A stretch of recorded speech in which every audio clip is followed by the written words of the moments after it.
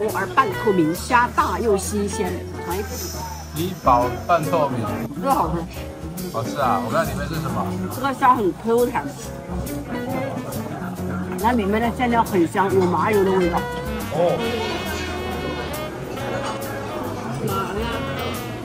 然后就是香甜乳酪，很好吃。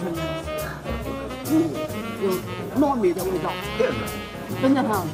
还有那种红糖的甜香，又有一点蜂蜜，有一点奶油。其实也不用太多。吃看看。这叫虾米红薯，这个是花生酱，这是辣酱，这个是酱油，一般都蘸花生酱比较香甜。这个红糖就可以一口一个，它里面有太大了，我都吃不下。有那个什么，